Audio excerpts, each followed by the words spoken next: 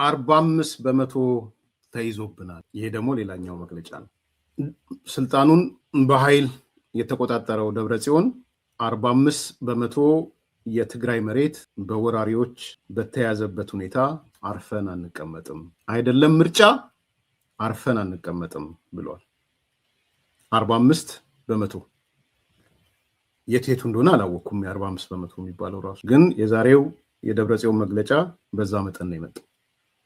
የተለመዱ ቋንቋዎች አሁን ስለሰለቹኝ ዝም ብዬ ለማለት ነው የምለው። ደብረጽዮን ይሄን ተናገረ ምናምን ብዙ አሁን አንድ ስቴፕ መሄድ አለበት ማደግ አለበት ብዬ ነው ማለት። ያም ሆነ ይህ የፌዴራል መንግስቱ የፕሪቶሪያውን ስምምነት ሙሉ ለሙሉ አፍርሷል ብሏል ትናንትና ደብረጽዮን በሰጠው መግለጫ። ፕሪቶሪያ የፈረሰው በፌዴራል መንግስት ነው የሚል ነው እያነሳ ያለው። ይቀጥልና ምርጫ የሚባል ነገር አይታሰብም ይላል። አሁን ባለው ሁኔታ የምን ምርጫ ለምን ተብሎ ሲጠየቅ 45% የትግራይ መሬት በወራሪዎች በተያዘበት ሁኔታ ይላል። ዌስተርን ትግራይ 45% ነው ከአጠቃላይ እነሱ ዌስተርን የሚሉት። የምክር ቤቱ ወደ ስራ መመለስ ይላል። እሱ በግድ የመለሱት ምክር ቤት ማለት ነው። ከበጀት ጋር ምን ያያይዘዋል ብሎ ይጠይቃል። እና ምን ሊጠይቅ ነው? በጀት ይለቀቅልን ሊል ማለት ነው። እኔ እኮ ምን አይነት አይናቸውን በጨው ያጠቡ ሰዎች እንደሆነ። ስንት ገቢ እያገኘህ ነው ደብረጽዮን? ፕሬዚዳንት ኮንክ በኋላ በትግራይ ክልል ገቢ ለማመንጨት ስንት ገቢ ለማመንጨት ወሰን ከፌዴራሉ ለመቀበል ያሰፈሰፍከው? ከበጀት ጋር አያያይዘውም። ይሄ ምን ያያይዘዋል ከበጀት ጋር? ድጎማውን ላኩልን እያለ ነው። እንዴት አድርጎ ነው ከነዳጅ ጋር የሚያያይዘው? ይሄ ከነዳጅ ጋር ማያያዝም ማለት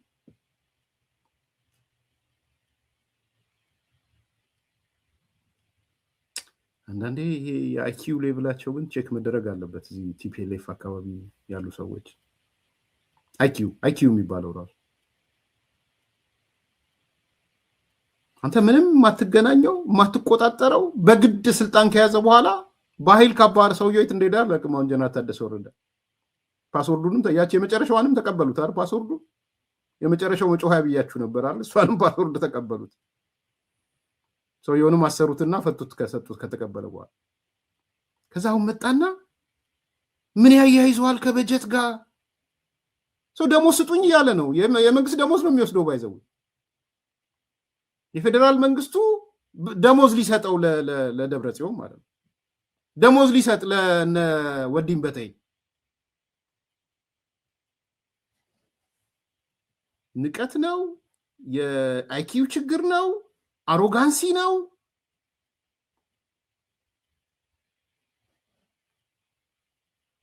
አላቅም።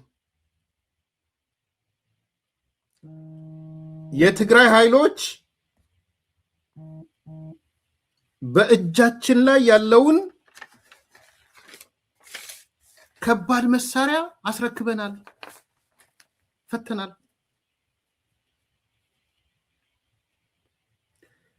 ረጉራው ነው መቼም ረጉድ ነው። እኛ ጋር ከባድ መሳሪያ የለም ማለት ነው። አስረክበናል።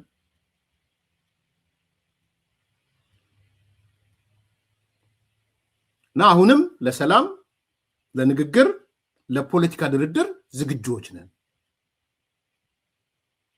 we are ready። ለዛ ለሰላምም ዝግጁ ነን፣ ለድርድርም ዝግጁ ነን፣ ለሁሉም ነገር ዝግጁ ነን።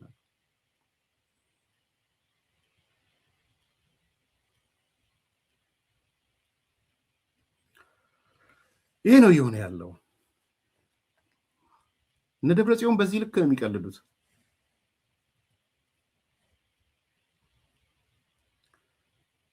ዛሬ ጀነራል ሳሞራ የኑስ ትንሽ ጠንከር ያለ ንግግር ተናግሯል። ሳሞራ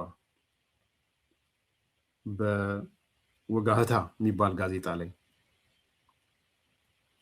አይ ቲንክ ነገሮች የከፉ ስለመሰለው ሳሞራ ወጥቶ ዛሬ በትግራይ ክልል አዲስ ኃይል ስልጣን እንዲረከብ የፌደራል መንግስት እገዛ ማድረግ አለበት ብሏል። ፌደራል መንግስት ኃላፊነት መውሰድ አለበት ብሏል። አሁን ብዙ የማይሰሙ የነበሩ ድምጾች ከነ ጀነራል ሳሞራ ጭምር እየመጡ ነው። ወዴት እየሄደ እንደሆነ ገብቶታል። ስለዚህ ፌደራል መንግስት ጣልቃ ይግባ ነው እያለ ያለው ጀነራል ሳሞራ የቀድሞ የኢትዮጵያ ኢታማዦር ሹም ማለት ነው። የእነዚህ ሰዎች ዓላማ በአንድ በኩል ስልጣን ማስቀጠል፣ በሌላ በኩል ከተጠያቂነት ሚሊቴሪውን ጨምሮ ከተጠያቂነት ለመሸሽ ስለሆነ ከትግራይ ህዝብ ጋር የሚያያዝ ነገር የለውም። ስለዚህ ፌደራሉ ከዚህ በኋላ መታገስ የለበትም፣ ፌደራሉ ጣልቃ ይግባ ነው ሳሞራ ይኑስ ያለው።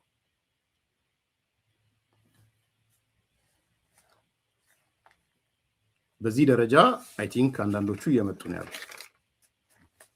አጠቃላይ ዝንባሌው ላይ ትንሽ ላንሳላችሁ ከዚህ ጋር ተያይዞ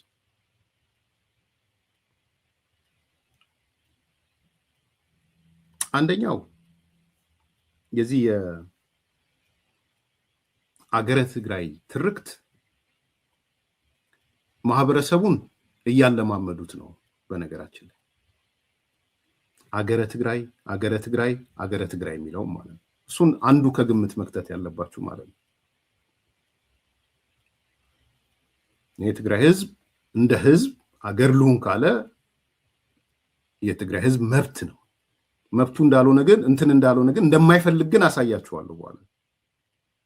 ቁጥሩን እንዳትረሱት 29 እና 71 ነበር ያልነው፣ ወደ 29 ይመለሳል። ግን አሁን በነ ደብረጽዮን የፕሮፓጋንዳ ስትራቴጂ ውስጥ የተያዘው ዋነኛ አቅጣጫ አገረ ትግራይ የሚለው አቅጣጫ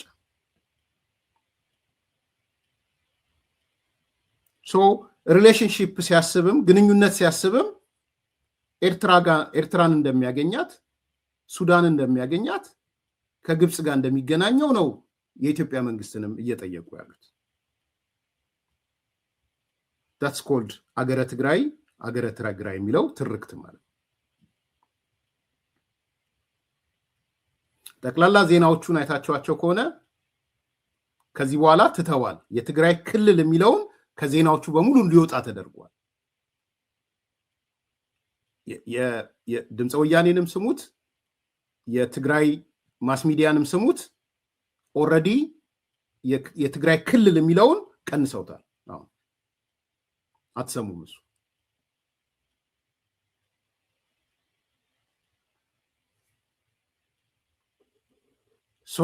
አንዱ አገረ ትግራይን የማለማመድ የፕሮፓጋንዳ አቅጣጫ ነው የተያያዘው።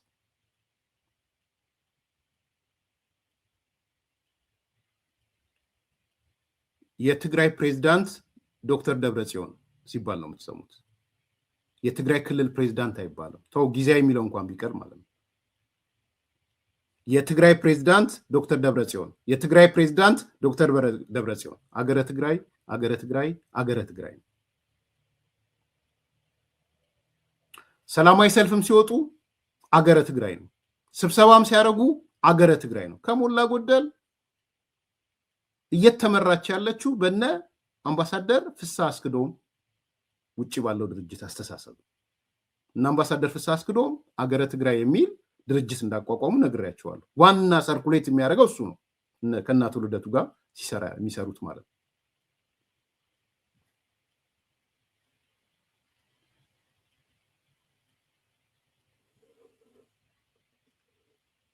አገረ ትግራይ አገረ ትግራይ አገረ ትግራይ ነው እንዳለ። አገረ ትግራይ ግን ብዙ የተቀበሏቸው አልመሰለኝም። የትግራይ ልጆች ብዙ ወደ ሐሳቡ እየመጡላቸው አይደለም። በነገራችን ላይ እሱም አንዱ ፖይንት ነው። ለዚህ ማሳያው ደግሞ የትግራይ ምናምን ሲሉ አልመጣላቸውም። አንድ ቪዲዮ ላሳያችሁ ይችላል።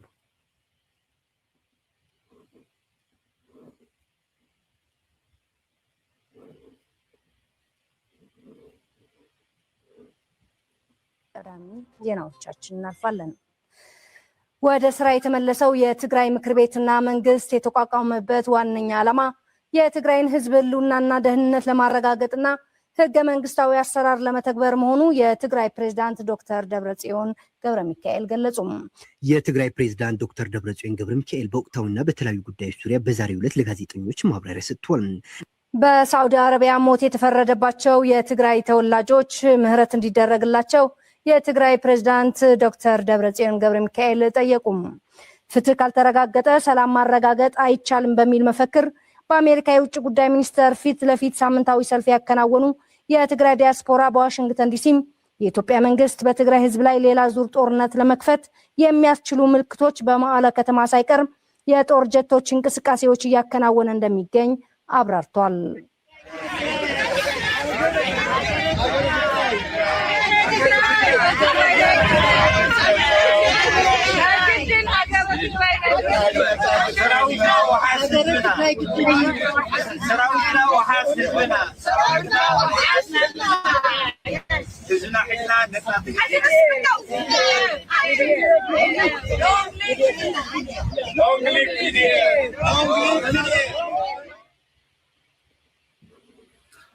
እንደሰማችሁት ነው እንግዲህ ዲሲ፣ ቨርጂኒያ፣ ሜሪላንድ ተጋሩ ምናልባትም ከአማራው ቁጥር ቀጥሎ ይመስለኛል በቁጥር ከታየ። በዛ ላይ ጽምዶ አለ፣ ሻዕቢያ መኖር አለበት ማለት ነው። በዛ ላይ አማራው አለ ጽምዶ ስላለ ማለት ነው። ሮብለት ነው የተካሄደው። የተገኘላቸው ሰው 29 ሰው ነው። 29 ይሄን ነው የምንላችሁ። ህዝቡ ጋር ያ ስሜት የለም የምንላችሁ ለዚህ ነው። 29 የአገረ ትግራይ እያሉ የሚሉ ሰዎች ነው የተገኙት። ሌላው እነሱ ጋር አይደለም ያለው። በዚህ በጣም የተጋሮች ላመሰግናችሁ ፈልጋለሁ። እጣ ፋንታችሁን የምትወስኑት ራሳችሁ ናችሁ። ግን በዚህ ልክ ውሳኔ ስትሰጡ ደግሞ ቢያንስ በነ ደብረጽዮን መንገድ ትክክል እንዳልሆነ እየገለጹ ነው። ቢያንስ 29 ነው ያለኝ። እዛም ሰዎች አሉ ቆጥረው በስም 29 ባይዘው ቅድም ያልነገርኳችሁ የአማራዎቹ 71ዎቹና 40ዎቹ ላይ ሊስት ስጡ ተብለው ስም ሳይሰጡ ነው ብዙዎቹ ሄዱት። ስማችንማ መጻፍ አንፈልግም ብለው ማለት ነው። እስከዚህ ድረስ ነው ያለው ፍራቻ። እና 29 ሰው ነው የወጣላቸው። ግን ሚዲያው ምን አደረገው? የትግራይ ማስ ሚዲያ እንዳያችሁ ታጮሁ። ዜና ሲሰሩ እንኳን ይሄን ዜና ነው የሚሰሩት። ይሄ አገረ ትግራይ እንደ አንድ ዋና ትርክት የሚዲያ የማለማመጃ ሆኗል። ያለማምዱት። እኔ እንዳልኩት ነው የትግራይ ህዝብ ላይ እምነት አለኝ። የትግራይ ህዝብ ከኢትዮጵያ ተገንጥሎ ይሄዳል የሚል ቅንጣት ታክል ተጠራጥሬ አላቅም። የትግራይ ህዝብ ከነዚህ አይነት አደገኛ አካላቶች ካልተላቀቀ ግን አደጋ ውስጥ ይገባል። ይሄ እውነት ነው። ለዚህ ነው ለትግራይ ልሂቅ እየተናገርኩ ያለሁት። አሊያንሱን አይታችሁት ከሆነ አሁን ለምሳሌ ትላንት በደንብ ጊዜ ስላላገኘው የዶክተር ጸጋዬ አራርሳ በደንብ ካዳመጣችሁት ትግራይ ኮዝ አለው ይላል። ትግራይ ኮዝ አለው ይልና ሌሎቹ ኮዝ የላቸውም ይላል፣ ወይም አደገኛ ኮዝ ነው ያላቸው ይላል። አስተውላችሁ ከሆነ ትግራይ ኮዝ አለው ያለው እነ ዶክተር ጸጋዬ አራርሳ ይሄ ጫፍ የረገጠው የኦነግ ሸኔ ማለት ነው ከነ አምባሳደር ፍስሐ ጋር ነው አብሮ የሚሰራው። እና አምባሳደር ፍስሐ ደግሞ አገረ ትግራይ ነው የሚሉት። የኦሮሞ ነፃነት ሰራዊት አገረ ትግራይ፣ አገረ ኦጋዴን፣ አገዳ ሶማሌ፣ አገረ ጋምቤላ ለሚሉት ስትራቴጂክ አጋር ነው።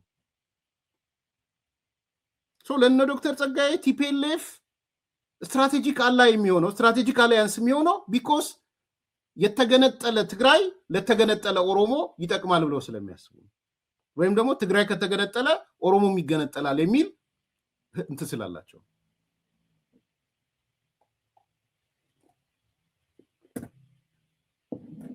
ናው ጥያቄው 45% የተባለውን ደብረጽዮን ይዘህ መገንጠል ለደቂቃም ልታስባት አይገባም ነው የኔ መከራከሪያ። እንደ አንድ ኢትዮጵያዊ 45% ይዤ ከሆነ እንኳን ዳታው ላይ መከራከር አልፈልግም 45%ን ይዤ ከኢትዮጵያ አገሬ ጋር ቀጥላለሁ ለሚለው ነው የምደግፈው። ከዛ በኋላ በግልጽ ልንገራችሁ በፍጹም ከኢትዮጵያ የሚነጥለኝ ነገር የለም ላለ 45% የሚሆን 35% እሱ የድጋፍ ምንጭ እሱ ነው የሚሆነው። ስለዚህ አንዱ ትልቁ ፖይንት ከዚህ ከሀገረ ትግራይ ጋር የተያያዘ ጉዳይ ነው።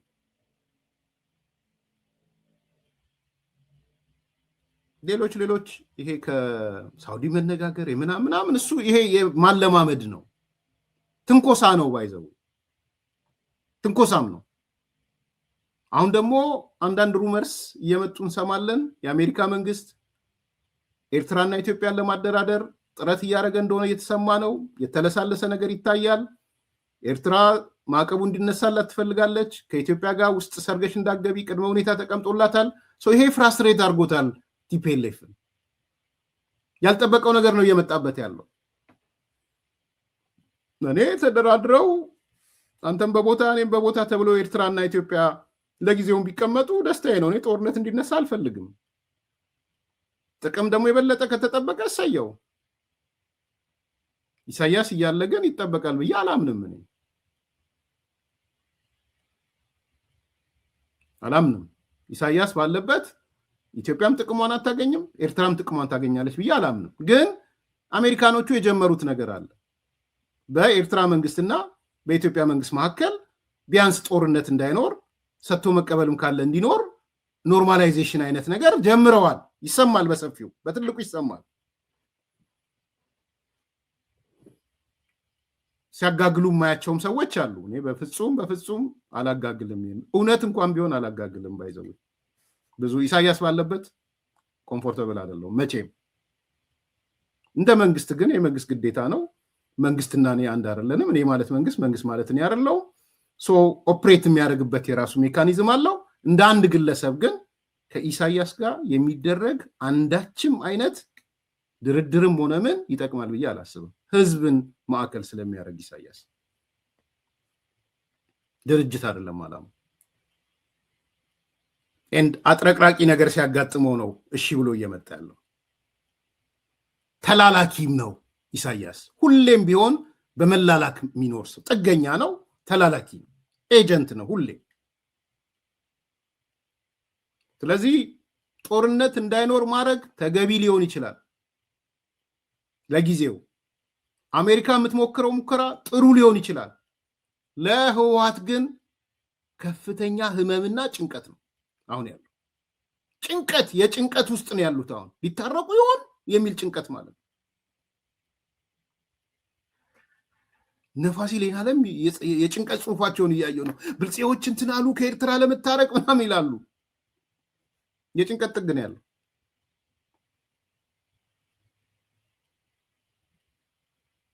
እኔ አቋሜን ብትጠይቁኝ ቅድም ያነሳውላችሁ ነው። ኢሳያስ ባለበት ይቻላል ብዬም አላምንም። ጦርነት እንዳይኖር ማድረግ ግን ተነጋግሮ ይቻላል ብዬ አምናለሁ። እስከ ጊዜው ኢሳያስ መስትጎ የአገረ ትግራዩም ጉዳይ ይሄ ትንኮሳውም ምኑም መዘባረቁም መደንገጡም አንዱ የመጣው የቀጠናው ሁኔታ በተለይ አሜሪካ ስትገባበት ቲፒኤልኤፍ ምስቅልቅሉ ነው የወጣበት። የኃይል ሚዛኑ የኃይል አሰላለፉ ብትንትን እየተፈወዘ ነው ያለውን የኃይል አሰላለፉ ሂሳብ ውስጥ አላስገቡም ነበር። ይሄንን ሁለተኛ ሱዳን ነው። ሱዳንን በተመለከተ የአሜሪካ መንግስት ቀይ መስመር አስምሯል።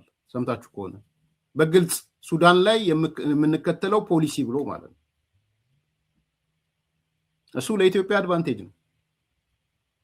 የሱዳን ላይ የምንከተለው ፖሊሲ የሚለው አስደንግጧቸዋል። ቲፒኤልኤፎችን ቀላል አይደለም። ቢኮዝ ከአልቡርሃን ጋር ነው ያሉት ቲፒኤልኤፎች። ለአልቡርሃን ነው ሰራዊታቸውን እየሸጡ ያሉት። አራት የምንከተላቸው ፖሊሲዎች ብለው የአሜሪካ መንግስት ቀይ መስመራችን ብለው አውጥተዋል። አሁን ከሱዳን አንጻር ቀይ መስመር የሚለው ርዕስ ያያችሁት ለዛ ነው። ቁጥር 1 የሱዳን መንግስት በምንም መንገድ የቀይ ባህርን አካባቢ ማስተጓጎል አይችልም ነው ያሉት። አዲሱ የሱዳን ላይ የምንከተለው ፖሊሲ አሜሪካኖች ያን ነው ብለው ነው ያወጡት። የቀይ ባህር እንቅስቃሴን ማስተጓጎል ቀይ መስመራችን ነው። ምክንያቱም ምንድነው ይሄ ኢስላሚክ ብራዘርሁዱ ከኢራን ጋር ይገናኛል እንደምታውቁት፣ ሀውቲዎች አሉ። ስለዚህ ከዚህ ከኢራኑ ቀጥሎ እዚህ ሊመጡ ነው የፈለጉት። ስለዚህ ሮጠችና አሜሪካ በግልጽ ማሳድ ቦሎስ ነው የተናገረው። በምንም ተአምር የቀይ ባህር እንቅስቃሴን ማስተጓጎል ለአሜሪካ ቀይ መስመራችን ነው ብሎ ነው የወጡት። የባህር ትራንስፖርት ማቋረጥ አትችሉም ነው ያሏቸው። የንግድ መስመር መዝጋት አትችሉም ነው፣ ቀይ መስመር ብለው ነው የወጡት። ይሄ አንደኛው ነው። ይሄ ለአልቡርሃን ለሙስሊም ብራዘርሁዱ አስኳሉስ ስለሆነ ምቹ ቃል አይደለም። ሁለተኛ በአፍሪካ ቀንድ ቀጠናዊ መረጋጋት የማያመጣ ስራ ላይ ተቆጠቡ ነው ያላቸው። ሁለተኛ የአፍሪካ ቀንድ ላይ እኛ ሰላም ፈልጋለን፣ በአፍሪካ ቀንድ ያለ መረጋጋት የሚያመጣ ነገር ማቆም አለባችሁ። እንደ መንግስት ምንድነው ያለው? የአሜሪካ መንግስት የአሜሪካ ህግ አውጪዎቹ ሙስሊም ብራዘርሁድን በሽብርተኝነት ስለፈረጁ እናመሰግናለን ያለው ኤክስኪዩቲቭ ማለት ነው። ኤክስኪዩቲቭ ሌጂስሌቲቭን አመስግኗል። ምክንያቱም ህግ አውጪው በሽብርተኝነት ፈርጇል ሙስሊም ብራዘርሁድ። ሁለተኛው ቀይ መስመራቸው እሱ። ስለዚህ ኤክስኪዩቲቭ አሁን ሙስሊም ብራዘርሁድን በሽብርተኝነት ስለተፈረጀ ያሳደደዋል ማለት ነው። አሳደደው ማለት ነው የአልቡርሃን አስኳል ተመታ ማለት ነው። ምክንያቱም የአልቡርሃን አስኳል ሙስሊም ብራዘርሁድ ነው። አሜሪካ ቀላል አይደለም። የመጣችበት ያለው መንገድ በጣም ጥሩ መንገድ ነው። የራሱ የሆነ አፕ ኤንድ ዳውን ሊኖረው ይችላል። ለህወሓት ግን መከራ ነው አሁን። ስለዚህ ሁለተኛው ቀይ መስመራችን ከሱዳን አንጻር በአፍሪካ ቀንድ ቀጠናዊ መረጋጋት እንዲመጣ የሙስሊም ብራዘርሁድ ሽብርተኛ ፍረጃን ተከትለን እርምጃ እንወስዳለን ነው እያሉ ያሉት። ሁለተኛ። ሶስተኛ ሁሉንም ያሳተፈ በሱዳን ብሔራዊ ውይይት ይካሄድ፣ የሲቪል መንግስት ይምጣ የሚል ነው። ይሄ ደግሞ ኢትዮጵያ አቋም ነው።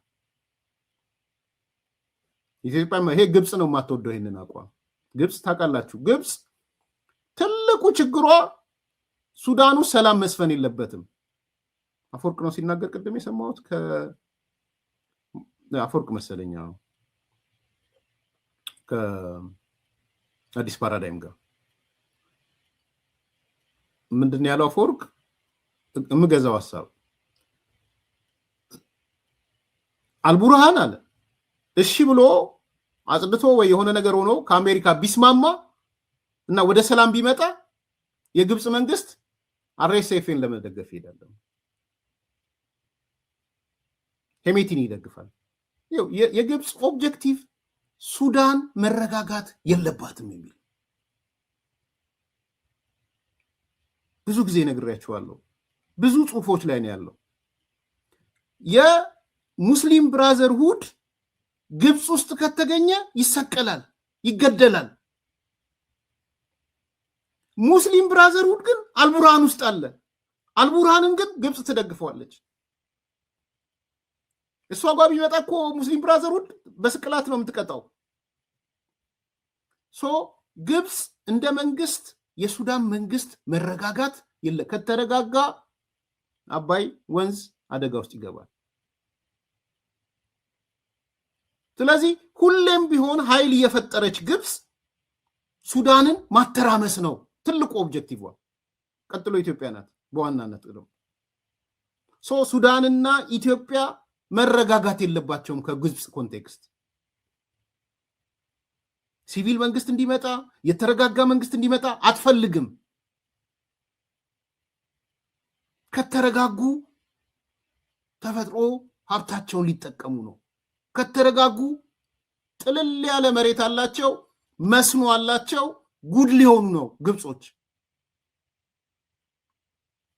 ስለዚህ በፈለገው መንገድ ግብጽ ሱዳንን መበጥበጥ አላማዋል። ስለዚህ አሁን አሜሪካ መጣችና ቀይ መስመሮቼ ብላ በሱዳን ላይ የምከተለው ፖሊሲ ብላ በግልጽ መጣች። 4 ነጥቦች፣ 3ቱን ነው ያለው። ሁማኒቴሪያን 4ኛ አለ እንሰጣለን። ሁማኒቴሪያን ነምበር 1 በምንም መንገድ የቀይ ባህር እንቅስቃሴ መስተጓጎል አይችልም። የባህር ትራንስፖርት መቋረጥ አይችልም። የንግድ መስመሩን ሱዳን ልዝጋ ብቲ አትችይም። ለይሄ ለኢትዮጵያም ትልቅ ውጤት ነው። ነምበር 2 ሽብርተኞች በአፍሪካ ቀንድ ያሉትን እንከላከላለን። በሌላ አነጋገር አልቡራን ውስጥ ያለውን እንደነ ሙስሊም ብራዘርሁድ አይነቶችን እርምጃ እንወስድባቸዋለን። ነምበር 3 በሱዳን ሲቪል መንግስት እንዲመጣ ሁሉን አቀፍ ውይይት እንዲካሄድ እናደርጋለን። ይሄ ፖሊሲ ከኢትዮጵያ ፖሊሲ ጋር የሚመጋገብ ነው። ኢትዮጵያ ኢንዶርስ ነው የምታደርገው ይሄን ፖሊሲ 4ቱንም። ምናልባት እነዚህ ሀሳቦች ሳያቸው ያኔ ጀነራሉ ኢትዮጵያ መጥቶ ከኢትዮጵያ ባለስልጣናትና ከነ ጀነራል ጻድቃን ጋር ሲነጋገር ፕሮፖዝ የተደረጉ ናቸው። ባይዘው ይሄን ነው አሴ ፖሊሲ ያወጡት። ጠይቁት ጌታቸው ረዳን ስታገኙ። ያኔ መጥቶ ጀነራሉ የአፍሪካ ጀነራል የሚባለው ምንድነው ሪኮመንዴሽናችሁ ሱዳን ጋር ሲባል እነዚህ ነው የሰጡታል። ኤግዛክትሊ ፖሊሲ አድርገው አወጡታል። በሱዳን ላይ የምንከተለው ፖሊሲ ብለው ማለት ነው። ስለዚህ ይሄም ለቲፒኤልኤፍ ሌላ ራስ ምታት ነው። ቀጠናው እንዲረጋጋ አይፈልግም። አሁን ቲፒኤልኤፍ ማለት የሽብርተኞች ማሰባሰቢያ ማግኔት ሆኗል። አሁን ህወሓት ማለት ሁሉንም ሽብርተኛ እየሰበሰበ ማግኔት ሆኖ ነው የሚያገለግለው።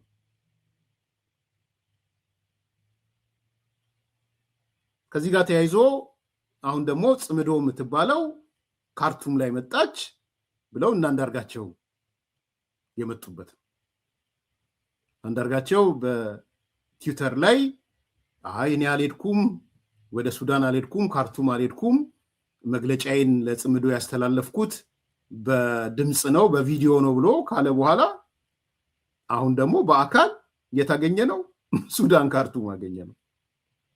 አንዳንድ ቪዲዮዎች እኔም አይቻለሁ፣ ይላኩልኝም ሰዎች አሉ።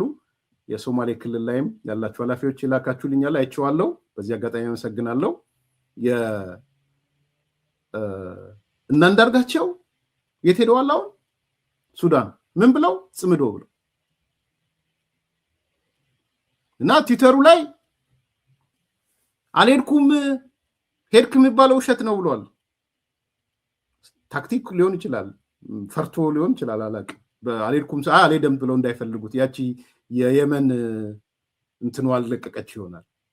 የየመን እገታው ግን በአካል ተገኝቶ አንዳርጋቸው ቡራ ከረዩ ሲላየ በስተርጅና ትዊተሩ ላይ ብሏል። ወንድሜ እኔ የለውም አልሄድኩም ውሸት ነው ምናምን ብሎ ትዊተሩን እያየው ነበረ። አልሄደም በድምጽ ነው ያስተላለፈው ተብሎ አቴንሽን ዳይቨርት ላደረግ ነው ብሎ ሊያስብ ይችላል።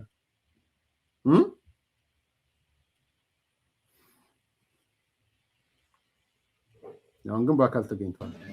ከትግራይ ተነስቼ በኤርትራ አድርጌ በቃቦራ በኩል ፖርት ሱዳን ላይ ገባሁት። የ24 ዓመት ልጅ ነበር። ሱዳን በዛን ወቅት 1 ሚሊዮን ኢትዮጵያዊ ስደተኞች ተቀብላ ያለምንም ማጉረምረም ታስተናግድ ነበር። የሱዳን ሕዝብ ደግነት የማያውቅ ኢትዮጵያዊ የለም።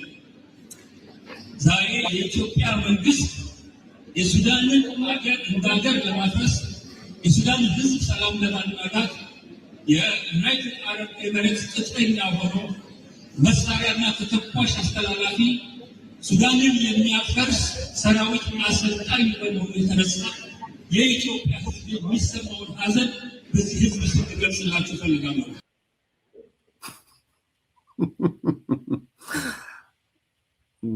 አንዳርጋቸው ትዊተሩ ላይ ሄዳችሁ እዩት። አሁንም እያነበብኩት ነበር። በጣም I'm disgusted by this band ብለዋል። ማለት እኔ I don't know ኢትዮጵያ በታሪኳ የአንዳርጋቸው ጽጌን አይነት ባንዳ ያየች አይመስለኝም በታሪኳ። እና እኔ አሁን የመጽሐፌን ርዕስ ለመቀየር እያሰብኩ ነው። ባንዳነትን አንዳርጋቸውነት ልለው። አንድ ክፍል አለኝ ባንዳነት የሚል ዘመናዊ ባንዳነት የሚል ምዕራፍ አለኝና ክፍል አለኝ አክቹአሊ። አንዳርጋቸውነት ልበለው ማለት ዲፋይን እናርገው ባንዳርጋቸውነት ባንዳነትን I don't think ከምሬ ነው ጥላቻ ወይ ምናምን ሳይሆን የአንዳርጋቸው ጽጌን ያህል ኢትዮጵያ ባንዳ ያላት አይመስለኝም። ማለት በየጊዜው ኢትዮጵያን እንደ አገር እየከዳ ባንዳ መሆኑን ደግሞ ያረጋገጠ ይቅርታ እየጠየቀ ተመልሶ ባንዳ የሚሆን ማለት ነው።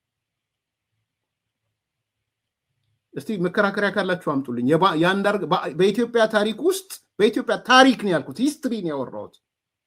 የአንዳርጋቸው ጽጌን ያህል ባንዳ አለ የለም? አምሶሪ ለቃሉ ቅር ምትል የሚላችሁ ሰዎች ካላችሁ ለምን ብላችሁ ጠይቁ። ባንዳ ቁጥር 1 ባንዳ ቁጥር 1 የሶማሌ መንግስትን መደገፋችን ትክክል አልነበረም ብሎ ግለሂስ ያወረደ ሰውዬ አንዳርጋቸው ነው። በመጽሐፉ ስላነበብኩላችሁ አልመለስም። ማን ይደናገር የነበረ ማን አይደናገር ያልነበረ አይነት መጽሐፍ ማለት ነው። ያ ትልቅ ዶሴ። ቁጥር 1 ደግሞ ተጸጽቶ የፈለገ አይነት መንግስት ቢሆን የደርግ መንግስት ከሶማሌ ከዚያድ ባሬ ጋር አብረን መስራት አልነበረብንም ብሎ ይቅርታ የጠየቀ ሰው የተጸጸተ ነው። ባይዘው ቁጥር 1 ማለት ነው አንዳርጋቸው ሲንድረም። ቀጠለ።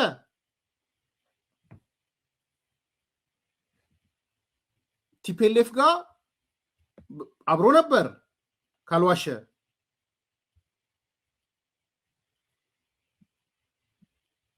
እውነት ነው። ኤርትራ መገንጠል ላይም አብሮ ከኢህአዴግ ጋር ነበር የነበረው። ሌትሊ እኛ ከተገነጠለች በኋላ ነው የገባ ነው ኢፒአር።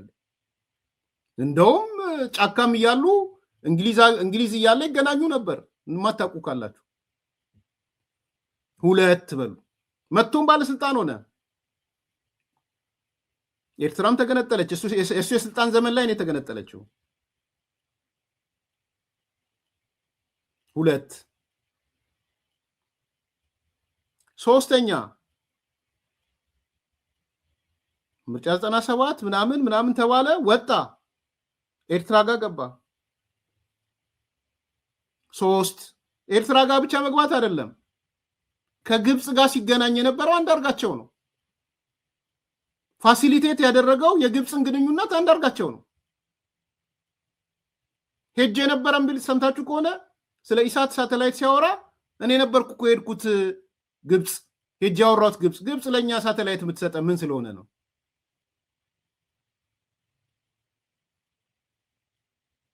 ምን ስለሆነ ነው የምትሰጠን? $500,000 ሌትሊ የሰማ ነው ዳዊት ከበደ ያወጣው። ከየት ነው የሰማን? አናቅም። ባይዘዌ ይሁላችን ብዙዎቻችን አናቅም ነበር። እስከዛሬም አልካደም። ንገሩልኝ $300,000 በየአመቱ ኤርትራውያኖች ይሰጡን ነበር ብሎ ምስጋና ያቀረበው አንዳርጋቸው ነው። ባይዘዌ ለኢሳት በየአመቱ $300,000 ይሰጡ ነበር። ለምንድን ነው የተሰጠን? እኔ አላቅም፣ መሰጠቱንም አላቅም። ከልቤ ነው የምነግራችሁ።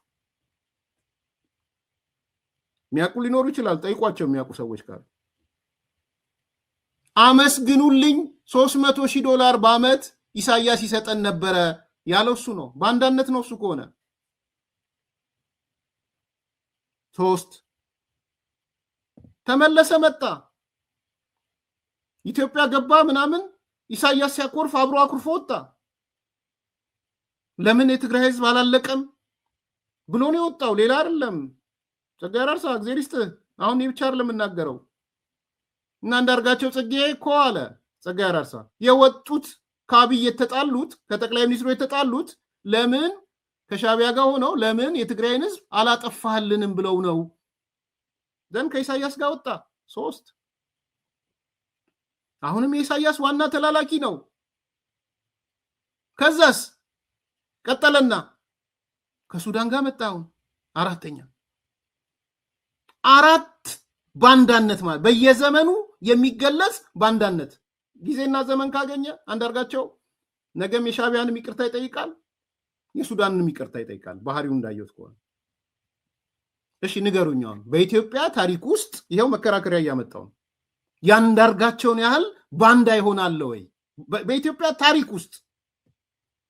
በግለሰብ ጥሩልኝ፣ ግድ የለም አሁን ድርጅት አላልኩም እኔ ህወሓት ምናምን አላልኩም።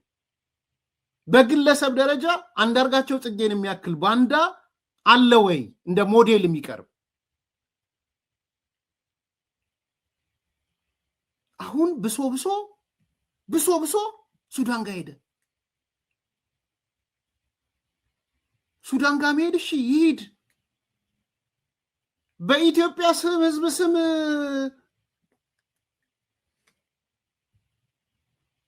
እንዴ ማን አንተ በኢትዮጵያ ህዝብ ስም ይቅርታ የምጠይቀው? ማን ነው የኢትዮጵያ ህዝብ እንትን ያለ?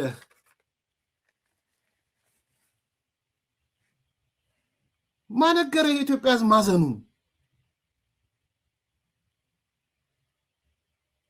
ሰምታችሁታል? ሱዳን ከ1 ሚሊዮን በላይ ኢትዮጵያውያንን ተቀብላ ስታስተናግድ ነበር የዛሬ 20 ምናምን ዓመት እኔ ስመጣ ምናምን አለ። ኦኬ አል ነው። ዛሬ የኢትዮጵያ መንግስት የሱዳንን ሀገር እንደ ሀገር ለማፍረስ የሱዳንን ሰላም ለማናጋት ከኤምሬት ጋር ሆኖ ቅጥረኛ ሆኖ እያፈረሰ ነው አለ። ከዛስ በዚህ የኢትዮጵያ መንግስት ስራ የኢትዮጵያ ህዝብ ማዘኑን ለዚህ የሱዳን ህዝብ መግለጽ ፈልጋለሁ። አንዲ እንዴ ጓዳ አንዳርጋቸው የኢትዮጵያ ህዝብ ወከለ ወኪል ወንክ ደግሞ አመጣህና እና ማዘኑን ነገረ። በምንድን ላይ ነገር በኢንተርኔት በሰላማዊ ሰልፍ በአገዛዝ አንቀጥቅጥ ኢንተርኔት ነበርክበት። እዛ ላይ ማዘኑን የነገረ የኢትዮጵያ ህዝብ ማዘኑን ለሱዳን ህዝብ ነግራለው። ምን አይነት እኮ በሽተኛ እንደሆነ እኮ በስመ አብ። ሰው ህዝብን ወክሎ ይናገራል። የኢትዮጵያ ህዝብ አዝኗል።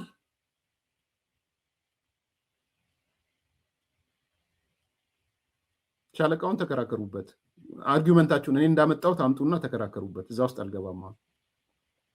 ሻለቃው እንደዛ ከሆነ ትንሽ የቤተሰባዊ ትስስር እንዳለ አውቃለሁ። እኔ እንትኑን ስለማልወደው ነው። የባንዳ ልጅ ባንዳ የሚባለውን ነገር አልወደውም። እነ ፕሮፌሰር መስፍን የሚገፉበት አርጊውመንት ነው። እነ ነፍሳቸውን ይማረውና እነ ሙሉጌታ ሉሌ የሚገፉበት ሀሳብ ነው። የባንዳ ልጅ ሁሌ ባንዳ ነው ብሎ ያምናሉ። እኔ አላምንም። እሱ ከዚህ በፊት ነግሬያቸዋለሁ። የባንዳ ልጅ ባንዳ ነው ብዬ አላምንም። የባንዳ ልጅ ሆኖ ጀግና አለ፣ የጀግና ልጅ ሆኖ ባንዳ አለ። የሯጩ ልጅ ሁሉ ሯጭ አይደለም። የእግር ኳስ ተጫዋች ልጅ ሁሉ የእግር ኳስ ተጫዋች አይደለም። የፕሬዝዳንት ልጅ ሁሉ ፕሬዝዳንት አይደለም። ባንዳነት ፐርሰናል ነው። ጀግንነትም ፐርሰናል ነው። የባንዳ ልጅ ባንዳ ሊሆን ይችላል። የባንዳ ልጅ ጀግና ሊሆን ይችላል። ወዲ ሻቢያን ብትወስዱ አሁን ባንዳ ነው። እኔ አባቱን ሳየው ግን ጀግና ነው። ለኔ ምሳሌ ነው የምሰጣችሁ። እነ ሻለቃ ኤክስም ኦፍኮርስ ባንዳ ነው፣ አባቱን ባንዳ ነው። አንዳንዴ የባንዳ ልጅ ባንዳ ይሆናል፣ የጀግና ልጅም ባንዳ ይሆናል። ላምሳ እንትን ይሆናል፣ እሳት አመድ የሚወልድበት ጊዜ አለ። ግን በክርክር ደረጃ በአገር ደረጃ አንዴ ኤርትራ፣ አንዴ ግብፅ፣ አንዴ ሱዳን፣ አንዴ ሶማሊያ የሄደ ከሶማሊያ ሞቃዲሾ ጀምሩ፣ ከዚያድ ባሬ ጀምሩና ወደ ግብፅ ሂዱ፣ ወደ ኤርትራ ሂዱ፣ ከዛ ወደ ሱዳን ሂዱና ለአራት ሀገሮች ባንዳ የሆነ ግለሰብ ካለ ንገሩኝ። በእኔ በማቀው ታሪኩ ግን አንዳርጋቸው ጽጌ ነው ለአራት ሀገር ባንዳ የሆነ ባንዳ ነው። ኢትስ ኤ ሞዴል ሪፕሬዘንት ያደርጋል ብዬ አስባለሁ። ዩኒት ኦፍ ሜጀርመንት እንደሚባለው ኢትስ ኤ ዩኒት ኦፍ ሜጀርመንት ፎር ባንዳ።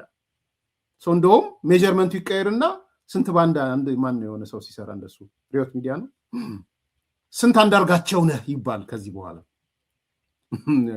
እንትን እየወሰድኩ ነው ከሰው ፕላጃሪዝም እንዳይሆን። ባንዳነት ዩኒት ኦፍ ሜጀርመንቱ አንዳርጋቸው ሆኖ ስንት አንዳርጋቸው ነህ ተብሎ መጠየቅ ነው ያለበት። 2 አንዳርጋቸው ግማሽ አንዳርጋቸው፣ 1/4 አንዳርጋቸው፣ 25% አንዳርጋቸው፣ 50% አንዳርጋቸው። ሶ ዩኒት ኦፍ ሜጀርመንቱ አንዳርጋቸው ይሁን የባንዳነት። ስለዚህ ስንት ባንዳ ነው ሲባል 25% አንዳርጋቸው፣ ስንት ባንዳ ነህ ስትባል 50% አንዳርጋቸው፣ ስንት ባንዳ ነህ ስትባል 75% አንዳርጋቸው፣ 3/4 አንዳርጋቸው ብትሉ ሜጀርመንቱ ይሆናል ማለት ነው። ጀስት ላይክ ሴንቲሜትር፣ ሚሊሜትር፣ ኪዩቢክ ምናምን እንደምትሉት ማለት ነው።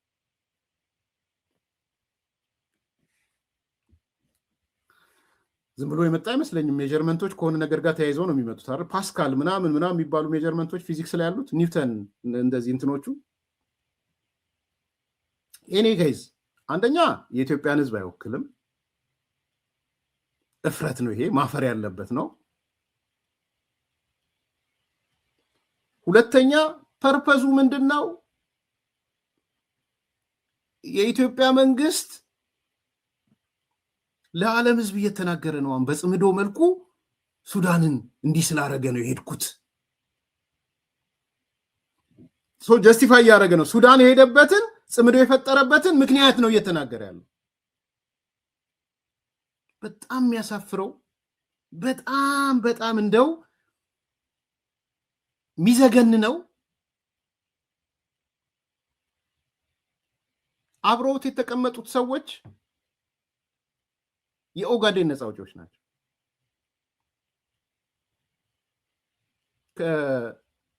ከነ ሙስጠፌ ጋር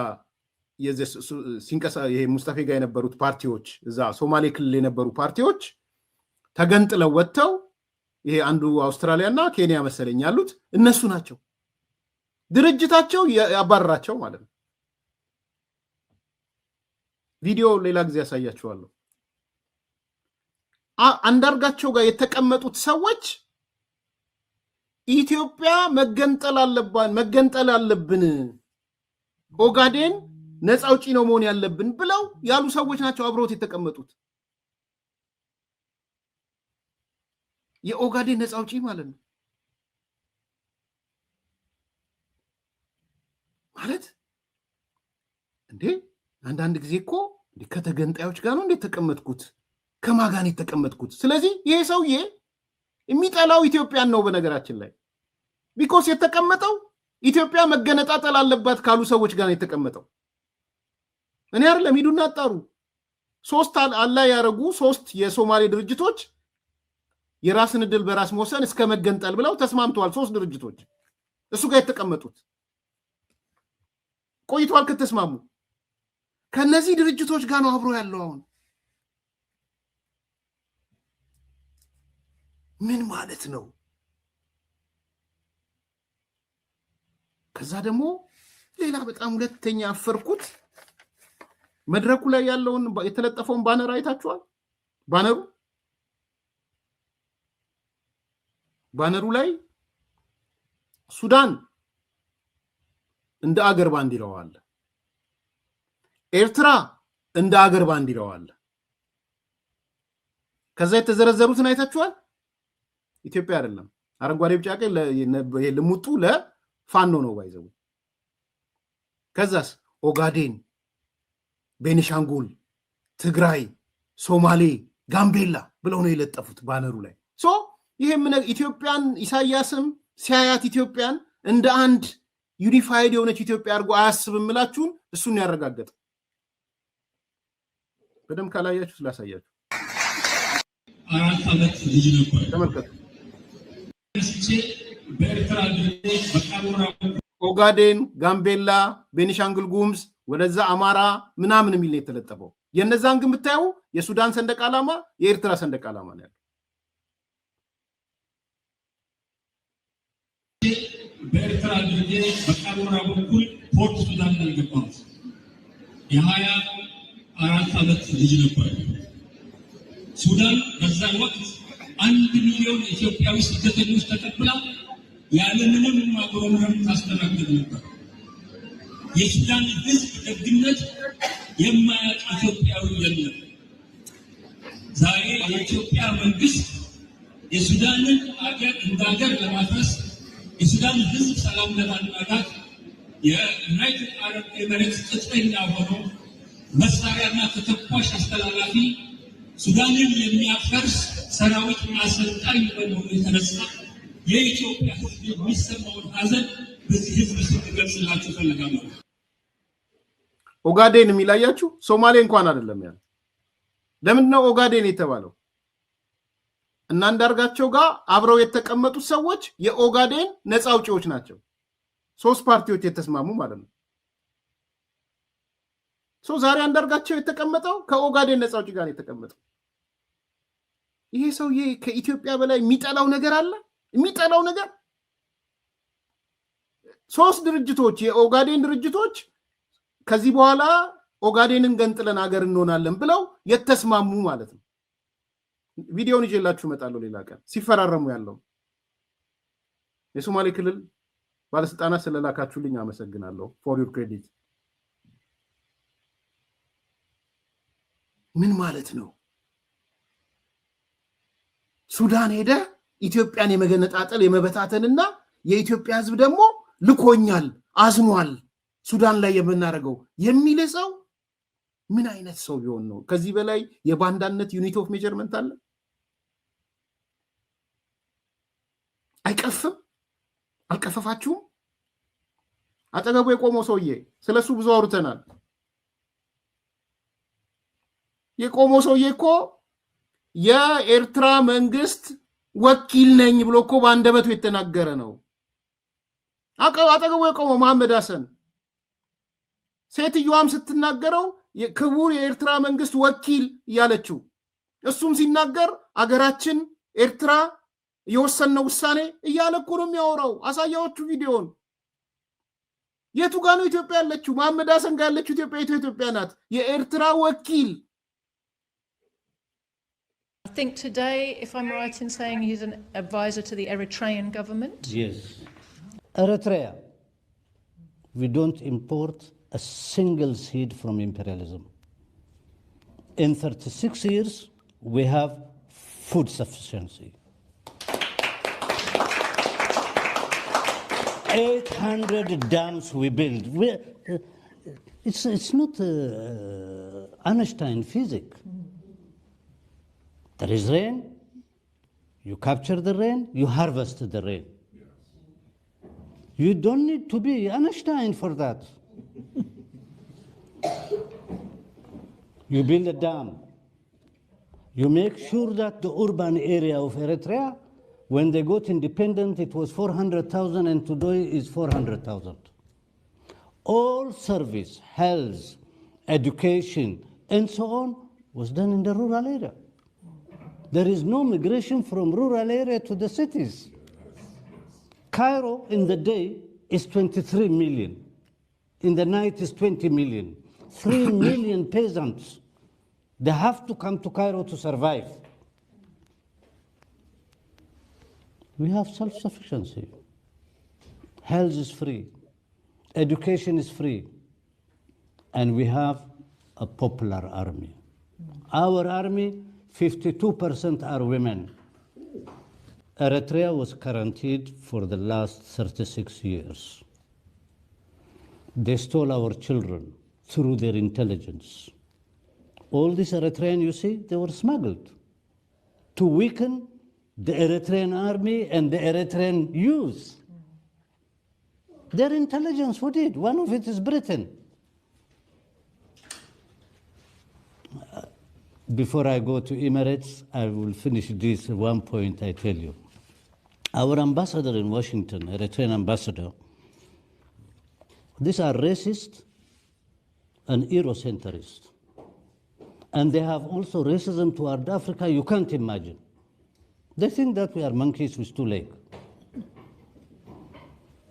The State Department, they say, Eritrean ambassador cannot live more than 30 kilometers from Washington. I am accredited to that country. I cannot even live more than 30 kilometers from Washington. Eritreans, they said, all of you, you don't live 28 kilometers from the capital in Eritrea. Now, whether you're a British ambassador or American ambassador or Australian, we don't care. You sign where you are going for what you are going. They are human beings like you. We lived in that country. We fought 30 years People's War. Soviet Union supported Ethiopia. United States supported. ከዚህ ቀጥሎ ያለውን ሌላውን ባሰማችሁ ሌላ ቀን አመጣላችኋለሁ። ኢትዮጵያን እንዴት እንደሚከሳት እንግዲህ ራሷ ጋዜጠኛዋ የኤርትራ የፖለቲካ አማካሪ ወኪል ነው የምትለው። እሱም ደግሞ መጥቶ የስ ብሎ እኛ ኤርትራውያን እያለ ነው የሚያወራው። እኛ ኤርትራውን ብሎ እያወራ እንደ ኢትዮጵያዊ ደግሞ ይዘውት ይመጣሉ ማፈሪያዎች። ከዛ መጥቶ ደግሞ ስለ 800 ግድብ ስላወራን ወደዛ ልበለስ እንዲ የሌላ ከዚህ ቀጥሎ ያለው ደግሞ ሰሙ ሌላ ጊዜ ትስቃላችሁ። በጣም አንዳርጋቸው አጠገብ የቆመው ይሄ ሰውዬ ነው። ዘን ላይ ደግሞ አያችሁት ኦጋዴን የምትል ነው የተጻፈችው። አንዳርጋቸው ኢትዮጵያን እንዴት እንደሚጠላት ይሄ ሰውዬ እንዴት ኢትዮጵያን እንደሚጠላት እንዴት እንደሚበታትኗት ነው እያሰሉ ያሉት። ሲመጣ ጠይቁ፣ ለምን ኦጋዴን የሚል ሲጻፍ እሺ አለ በለ ጠይቁት። ይሄ ነው እውነቱ ያለው ሪያሊቲ መሬት ላይ የወረደው ይሄ ነው። ልብ ያላችሁ ልብ በሉ።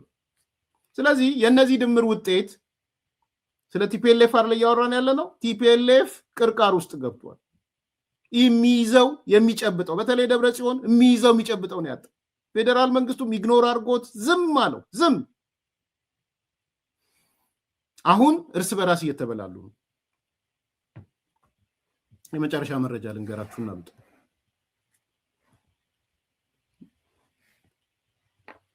ዶክተር ደብረጽዮን ትግራይ ላይ የአፈና ቡድን አቋቁሟል። በነገራችን ላይ ደብረጽዮን ገብረ ሚካኤል ይሄ የአፈና ቡድን በራሱ ወንድም የሚመራ ነው። ዮሐንስ ገብረ ሚካኤል ይባላል የደብረጽዮን ወንድም። ይሄንን የአፈና ቡድን የሚመራው ስዕሉን አሳያችኋለሁ ሌላ ጊዜ ምስሉን። ዮሐንስ ገብረ ሚካኤል የሚባል ነው አፈናውን የሚመራው። ጠንካራ የአፈና መዋቅር አደራጅቷል ደብረጽዮን። ይሄ አፋኝ ቡድን እስካሁን የሰራውን ስራዎች ልንገራችሁ። ካፈናቸው አንደኛ ቅድሚያ ያፈነው የጀነራል ታደሰ ጽህፈት ቤት ፕሬስ ኃላፊውን ዶክተር ገብሩ ካሳይን ነው። ዶክተር ገብሩ ካሳይን ያፈነው የደብረጽዮን ወንድም ዮሐንስ ገብረ ሚካኤል ይቺ እንትኑን ፓስወርዱን ለመውሰድ ማለት ነው። ዶክተር ገብሩ ካሳይ ታስታውሳለህ፣ ታስረውት በቅርብ ነው የለቀቁት። ቤቱ ተከታትሎ ፈልጎት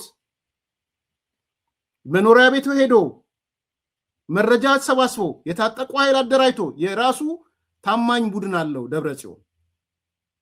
የደብረጽዮን ታማኝ ታጣቂዎች አሉ። እነሱን ታጣቂዎች አደራጅቶ ምሽት ቤቱን ሰብሮ ነው ያዘው። ማን? ዮሐንስ ገብረ ሚካኤል የሚባለው ማለት ነው። የደብረጽዮንን ጋንግስተር ቡድን የሚመራው ዮሐንስ ገብረ ሚካኤል ነው የሚባለው። አንደኛ ያደረገው እሱ ነው። ሁለተኛው ዮሐንስ የህወሓት ውሳኔን አልተቀበሉም፣ ደብረጽዮን መሪ መሆን አልነበረበትም፣ ፕሬዝዳንት መሆን አልነበረበትም ብለው ቅሬታ ያነሷሉ። እነሱን እግር በእግር እየተከታተላቸው ነው። ከነዚህ ከሚከታተላቸው አንዱ ኮሎኔል ተወልደ ገብረተንሳይ የሚባለው ነው። እንበበይ ባለፈው ነገር የደህንነት ኃላፊ የነበረው በቅርብ ቀን ያስሩታል ወይም እርምጃ ይወስዱበታል ተብሎ ይጠበቃል። ኮሎኔል ተወልደ ገብረተንሳይን ከስልጣኑ ከኃላፊነቱም አንስተው እርምጃም ሊወስዱበት ይችላል። ማን ነው ግን በዋናነት? ዮሐንስ ገብረ ሚካኤል ነው ይህን እያደረገ ያለው። ሶስተኛ እየተከታተለ ያለው ከጀነራል ታደሰ ጋር ትስስር አላቸው የሚባሉ ታጣቂ አዛዦችን ነው። ሶስተኛ በሱ የክትትል ማዕቀፍ ውስጥ ያሉት ነው። ለምሳሌ ጀነራል ገብረ አድሃነ ወይም ገብረ ዲላ የሚባለው ሰው መድቦበት ታጣቂ መድቦበት እየሰለለው ነው። አይ ቲንክ የፖሊስ የምናምን አዛዥ ነገር ነው መሰለኝ። ገብረ ዲላም በቅርቡ ይነሳል ወይም እርምጃ ይወሰድበታል። አራተኛ አሁን ጥብቅ ክትትል እያደረገበት ያለው አማኑኤል አሰፋ ነው። በጣም ይገርም። አማኑኤል አሰፋ ፕሬዝዳንትነት ለኔ ነበር የሚገባው ብሎ እየቀሰቀሰ ነው ከጀርባው። ለወጣቱ መሰጠት አለበት፣ ካሉት ወጣቶች እኔ ነኝ፣ ምክትል ሊቀመንበር ሆኜ ሰርቻለሁ፣ የመንግስት ልምድ ይዣለሁ፣ ስለዚህ ፕሬዝዳንት መሆን ካለብኝ እኔ ነኝ ነው የሚለው አማኑኤል አሰፋ። ከጀርባው ሰው አደራጅቶበት ይሄ ዮሐንስ ገብረ ሚካኤል አማኑኤልንም ክትትል እያደረገበት ዋናው የቀኝ እጅ ሆኖ የደብረ ጽዮን የቀኝ እጅ ሆኖ እያገለገለ ያለው ወንድሙ ዮሐንስ ገብረ ሚካኤል የሚባለው። ይሄ አንዱ ትልቅ እዛ ያለ የአፋኝ ቡድን በደብረ ጽዮን በኩል የተቋቋመ አፋኝ ቡድን መሆኑ ነው። ዋናው ወንድሙ ዮሐንስ ገብረ ሚካኤል የሚባለው። ላይክ አድርጉ፣ ሰብስክራይብ አድርጉ፣ ሼር አድርጉ። መልካም ቀን።